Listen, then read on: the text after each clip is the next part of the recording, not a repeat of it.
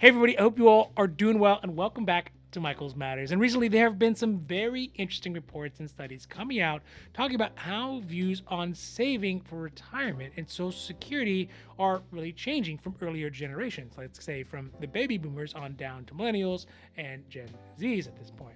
In addition to this, with the changing dynamics of how Americans are living, savings rates for women are starting to dramatically go up higher than they ever previously were. Lastly, it turns out that one big effect on someone's financial security in retirement is not only dependent upon when somebody retires, but also where somebody retires and also where somebody works. And this is made even more clear by a new article that came out that talks about where are the worst states in the union to be able to have access to retirement plans. So today we're going to talk about how the views of saving for retirement and Social Security are changing from one generation to the next, how women are starting to save more money than ever before and getting close to men, and which states are the worst states that offer retirement plans. Now, this is Michael's Matters, and before we get to it,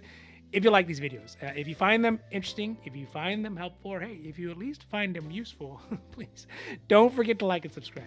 because it really does help the channel to grow, and we are so thankful for that. But also, you get updates when our newest and most informative videos become available. All right, now,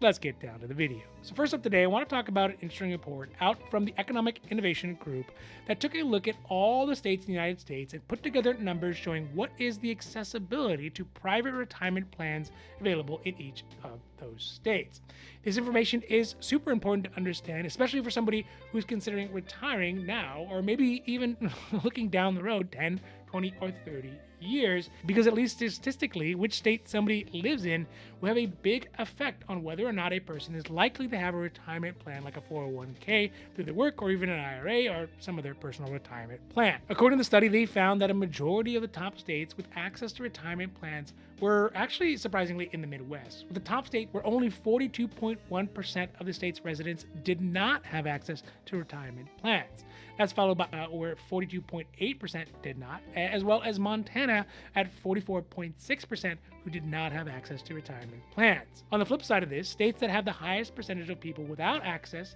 tend to be the more populous states that are mostly in the South. The state with the highest number of people who don't have access to retirement plans is the state of Florida, with an estimated 66.9% of the population without access to retirement plans, followed by Georgia at 63.4%, and then the usual culprits when you talk about large states, Texas 59.7%, and California at 59.3% of employees who don't have access to retirement plans. Now, at an initial glance, it would seem kind of strange to think about the dynamics of who has access to retirement plans because you think it would actually be flipped. It'd be easy to think that the most populous and most wealthiest states have the highest access, but that doesn't seem to be true, at least according to this study. The researchers for this article hypothesize that the reason for this is because of those populations that have larger numbers of people. They work in industries like construction and hospitality and small businesses that often do not typically have retirement plans offered or are not able to provide them because of their size. In addition to that, the number of folks who are new to the economy or don't have a lot of experience to take up higher skilled jobs also is very high in these states, as they have big influxes of immigrations and larger populations of people aging into the workforce. I found this really interesting because it is sort of a contradictory conclusion, considering that California has so many high-paid tech jobs. We see that, as well as Texas, who has a growing high-skilled economy, and Tesla and NASA and all those types of industries that are growing in Florida as well. But of course, the percentage of those jobs of the population are still relatively small. Next up today, I want to talk about a very interesting find that Bank of America came out with a study of their multi-generational 401k balances, where they found that women are beginning to close the traditional saving gap that exists between men and women's savings in their 401k plans, especially with younger generations of millennials and Gen Zs. In their 2023 Financial Life Benefits Impact Report, the Bank of America said they found that for older generations, baby boomers, 401k balances for men were about 87% bigger for men than they were for women in that age demographic. This number shrinks down to 53% more saved for men versus women in Gen X, and for millennials, it comes down to 23% difference between millennial women and millennial men. All put together, though, the generations average out to men having about 50% more in 401k benefits, obviously being more skewed by the older age generations. So obviously these things are all good signs, as the parity of savings can be a good proxy for the finances of men versus women in whole, particularly in the 401k class. And by 401k class, I mean usually professionals or folks who work at big companies that obviously have access to 401ks. But I wonder if there could be some alternate things affecting this, especially on the younger side, because we know that the peak earning years and presumably saving years for 401ks happens at different times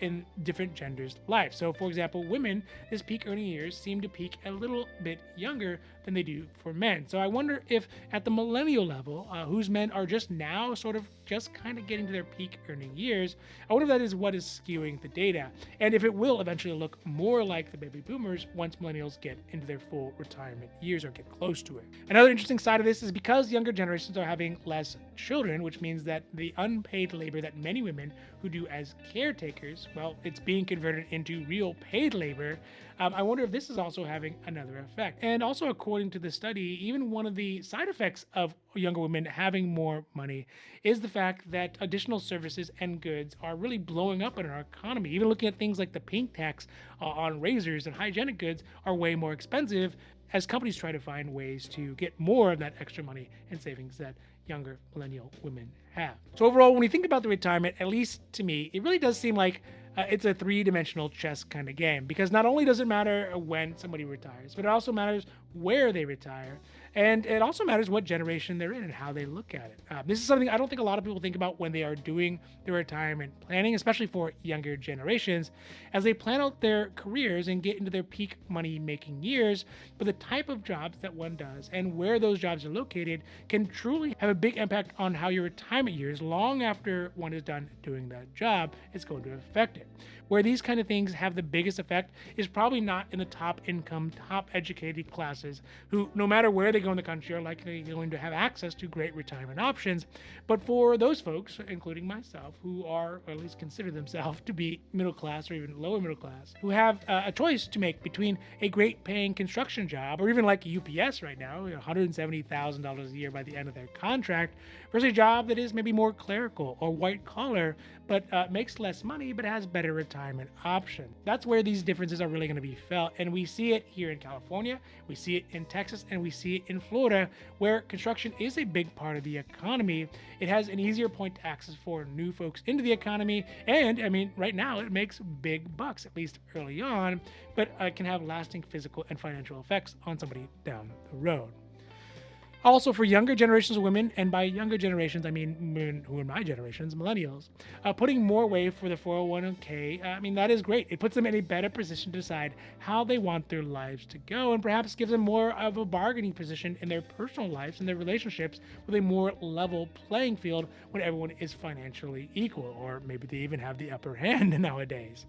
Of course, it may make it harder to find a partner, but that is a different story for a different channel. But it is interesting to think about how society would be now if that level financial playing field existed, maybe in our parents or even in our grandparents' age. I think that things would have turned out very differently. Maybe not as many of us would be here, but again, all hypothetical. All right, so that's it for today's Michael's Matters, and I really hope that you enjoyed this video. And if you did, if you found it interesting, if you found it helpful, or hey, if you at least found it useful, please don't forget to like and subscribe, because it really does help the channel grow, and we are so thankful for that. But also, you get updates when our newest and most informative videos become available. So for Michael's Matters, I'm Michael, hoping that you take care of yourselves, take care of others, and have a happy, healthy